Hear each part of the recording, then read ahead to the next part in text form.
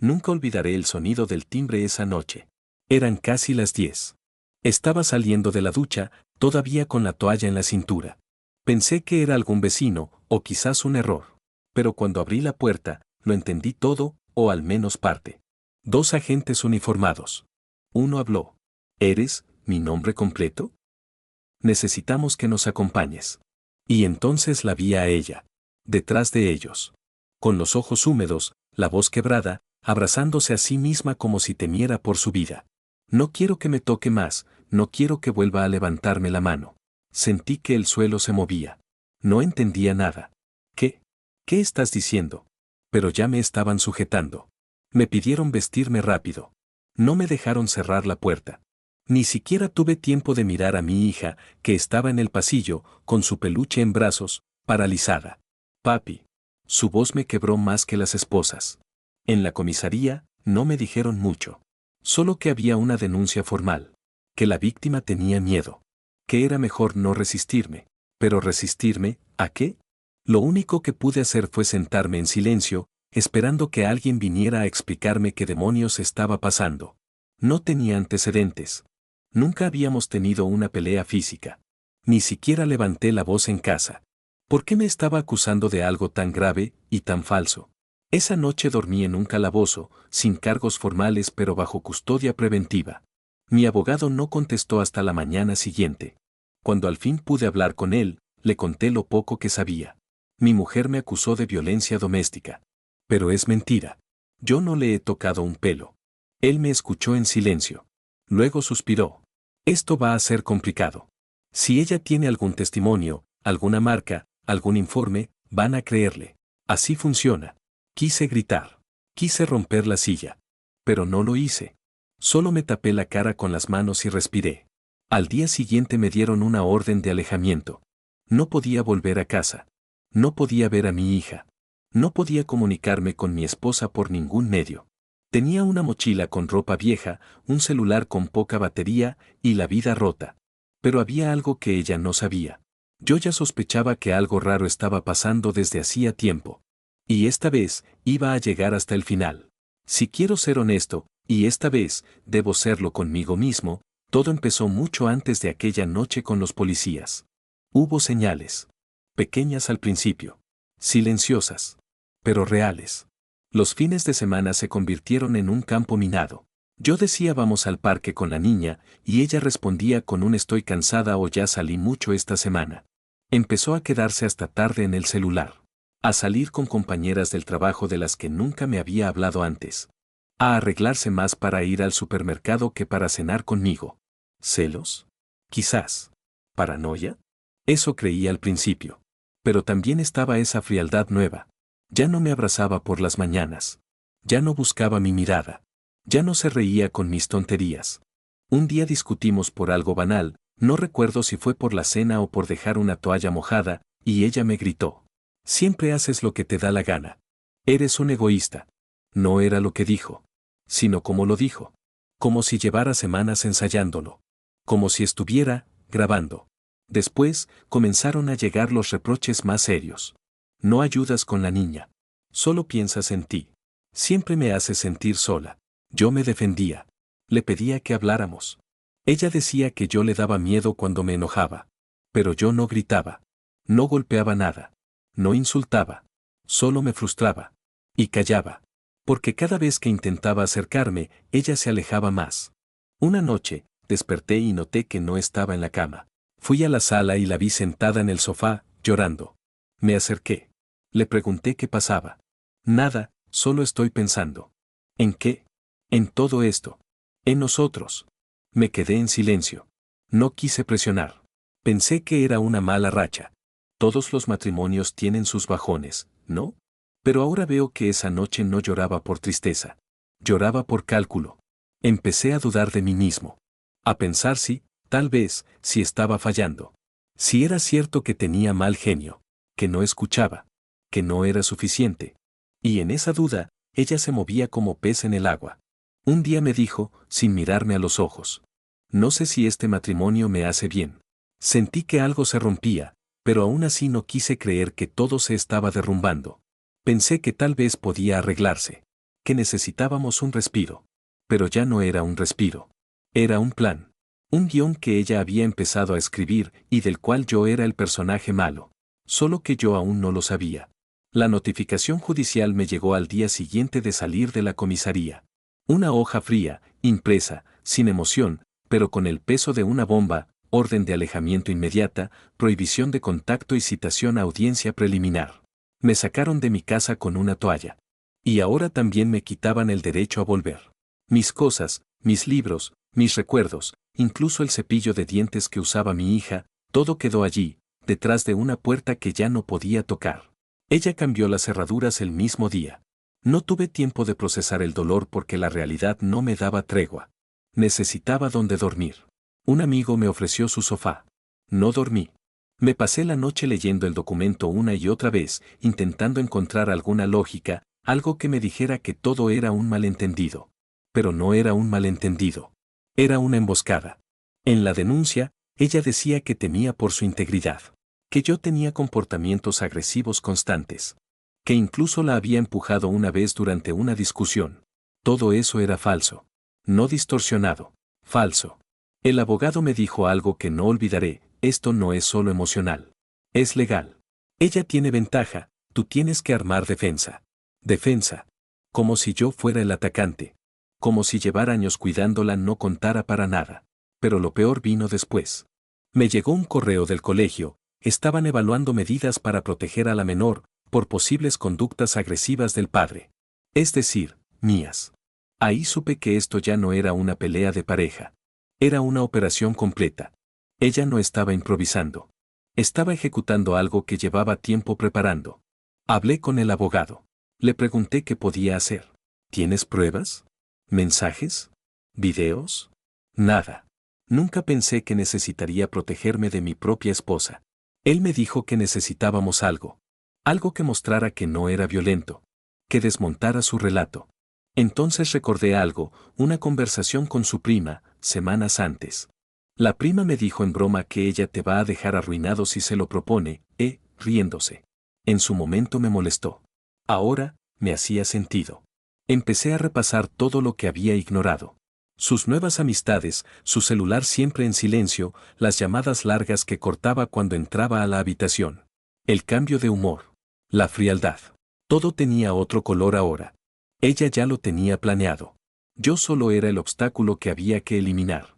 Pero cometió un error, me subestimó. Pensó que me iba a hundir en silencio. Que me iba a rendir. No sabía que, cuando alguien lo pierde todo, también pierde el miedo. Y ahí, entre papeles y rabia, nació una idea: si ella jugaba con mentiras, yo iba a derrotarla con la verdad. Aunque me costara lo último que tenía. No tenía pruebas, pero tenía memoria. Y empecé a usarla como un mapa. Pensé en la vecina del segundo piso, la que una vez me preguntó por qué mi esposa ya no salía conmigo, sino con un tipo calvo en un coche negro. En ese momento me pareció una confusión. Ahora no. Así que fui a buscarla. ¿Recuerdas lo que me dijiste sobre ese coche? Sí, claro. Pensé que era familiar tuyo. Ella subía rápido, sin mirar a nadie. Le pedí si podía declarar eso si llegábamos a juicio. Dudó. Pero dijo que sí. Me dejó su contacto. Después llamé a mi antiguo compañero de trabajo. Él fue uno de los pocos que presenció una discusión entre mi esposa y yo, en la que ella me gritaba mientras yo solo guardaba silencio. ¿Tú crees que podrías testificar que nunca viste un maltrato de mi parte? Sí, claro. Siempre fue ella la que explotaba. Poco a poco, empecé a juntar piezas. Nada definitivo, pero formaban una sombra detrás de su versión. Mi abogado me sugirió buscar un investigador privado. Acepté. Lo que necesitamos, me dijo, es una contradicción visible. Algo que exponga una doble cara. ¿Puedes decirme que sigue usando que esté a tu nombre? Y entonces lo recordé, el coche familiar aún estaba a mi nombre. No lo había cambiado porque seguíamos pagando las cuotas a medias. Ahí lo instaló. Una microcámara en el espejo retrovisor. Con audio. Todo legal. Pasaron 3 semanas sin novedades. Yo seguía yendo a terapia obligatoria por orden del juez, aunque no hubiera sentencia aún. Era como pagar por un crimen que no cometiste y tener que agradecerlo. Una noche, el investigador me llamó. Tenemos algo. Una conversación en el coche. Fui a su oficina. Puso el video. Ella estaba en el asiento del copiloto. Él, su amante, conducía. Se reían. Luego ella dijo: no te preocupes, ya sembré el miedo. Nadie le va a creer. Silencio. Luego risa. Le dije a la abogada que está inestable. Con eso basta. En 2 meses tengo todo. Era ella. Era su voz. No había margen de duda. Me quedé en silencio, los puños cerrados. El detective me miró. ¿Esto te sirve? No respondí. Solo asentí. Por dentro, una parte de mí se rompió para siempre. Pero otra, despertó. Porque ahora, al fin, yo tenía una verdad grabada. Y con eso, iba a empezar el contragolpe. No hubo euforia. Ni gritos de victoria. Solo un silencio diferente, uno que ya no dolía como antes. Un silencio que ahora traía peso, evidencia, dirección. Mi abogado vio el video 3 veces. La primera con cara de sorpresa. La segunda con gesto de concentración. La tercera con los ojos entrecerrados, como quien ve el mecanismo de una trampa al desnudo. Esto cambia todo, me dijo. Esa semana presentamos la contrademanda. Difamación. Manipulación emocional. Daño moral. Pedimos, además, una revisión del régimen de visitas con mi hija, la suspensión inmediata de la orden de alejamiento y la aceptación del video como prueba digital directa. Ella se enteró a los 2 días. Su abogado la llamó antes que la notificación llegara. ¿Su reacción? Me bloqueó de todos lados. Incluso de cuentas comunes. Pero ya no importaba. Ahora hablaban los abogados. En la primera audiencia, su cara ya no tenía lágrimas. Tenía rabia.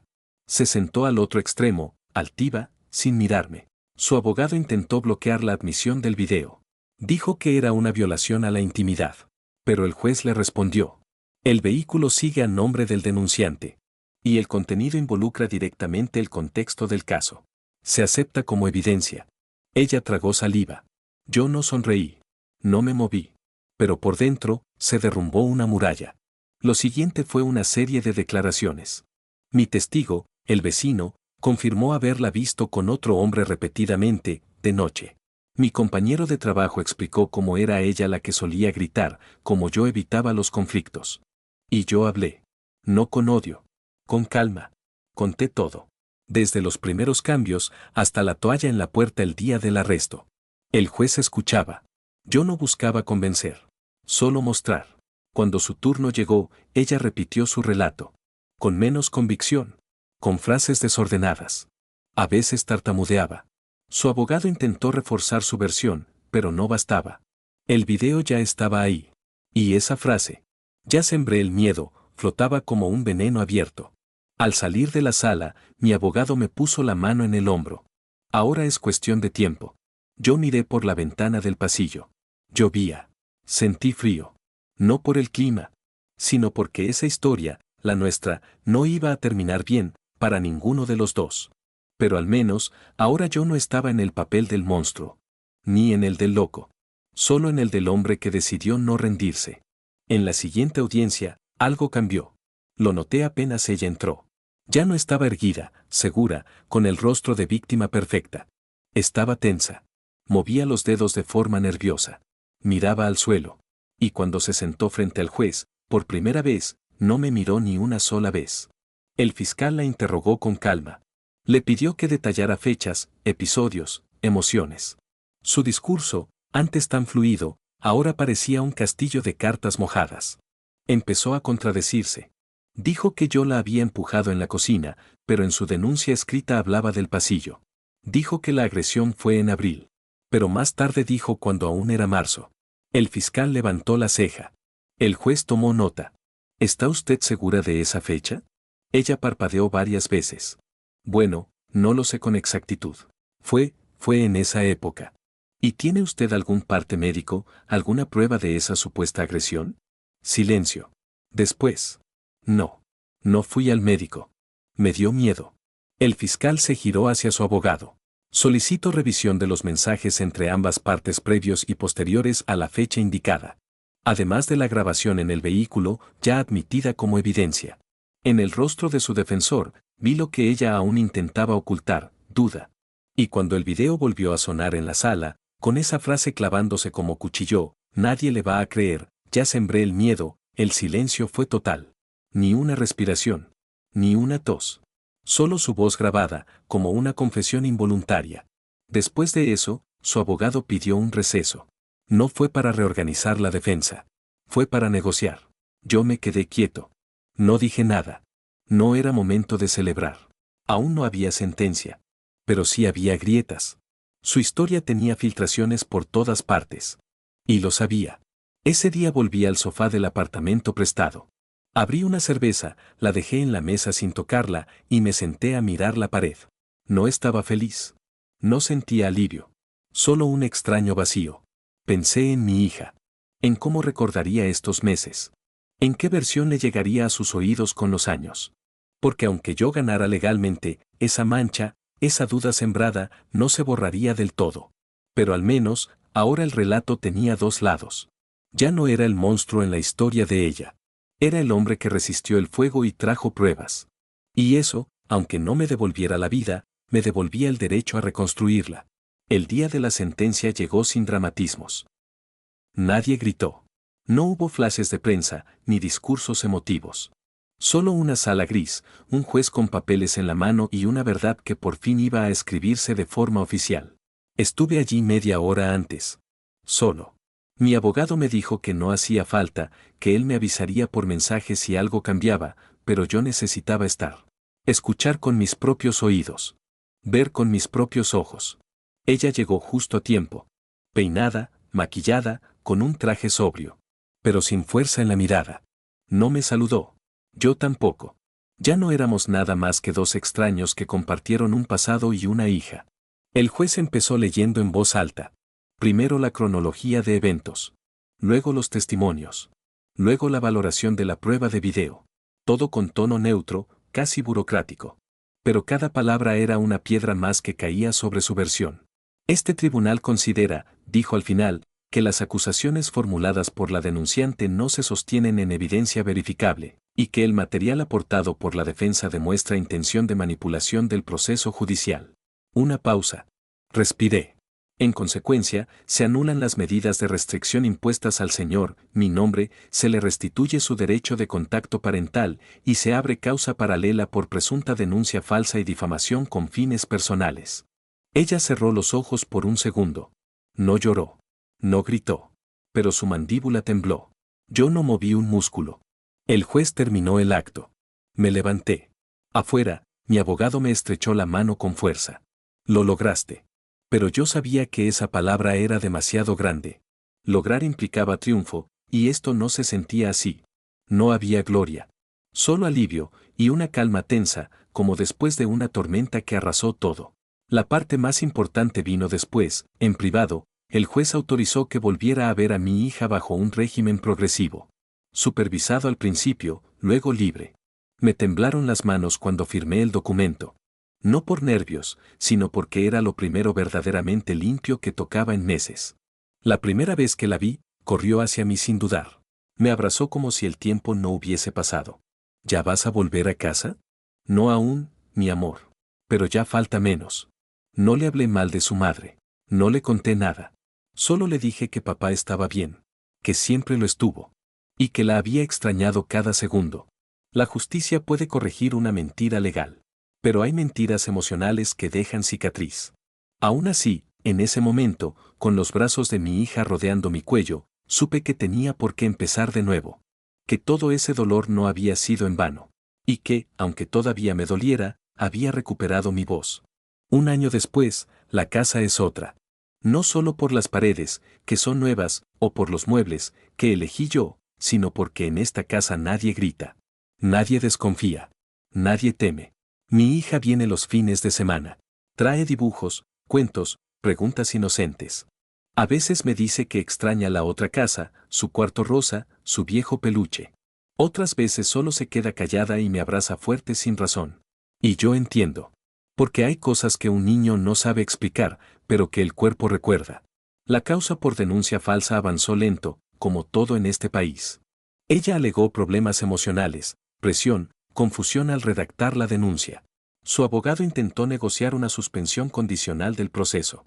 Mi abogado me preguntó qué quería hacer. ¿Quieres seguir hasta el final? Pensé en eso mucho tiempo. Y decidí que no. No por compasión. No por miedo. Sino porque seguir atado a su historia era seguir dándole espacio en mi vida. Y yo ya no quería eso. No más audiencias. No más papeles manchados de su nombre. Le dije al juez que aceptaba una conciliación con reparación económica. Nada más. Cerrado. Mi abogado no lo entendió del todo, pero respetó mi decisión. Hoy trabajo en otra empresa. En otra ciudad. Con otras personas. Me hice pequeño. Casi invisible.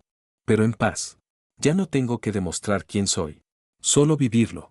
A veces me despierto con sudor frío, como si aún estuviera encerrado en esa celda. Otras veces sueño que ella me vuelve a sonreír como antes, y me despierto con rabia, porque esa sonrisa fue la trampa más perfecta. Guardo la grabación en una carpeta encriptada. No por rencor. Por memoria. Para no olvidar que el amor puede ser un arma si cae en las manos equivocadas. No volví a enamorarme. No sé si algún día. No cierro la puerta, pero tampoco la busco. Estoy aprendiendo a habitar el silencio sin miedo. Cada vez que mi hija se duerme en el sofá y yo la cargo hasta su cama, pienso en todo lo que pudo haber sido distinto. Pero también pienso que, de algún modo, esta fue mi forma de salvarla. Porque aunque el sistema me rompió, la verdad fue mi única armadura. Y con eso bastó para reconstruirme. Esta vez, en mis propios términos. Y sin nadie que escriba la historia por mí.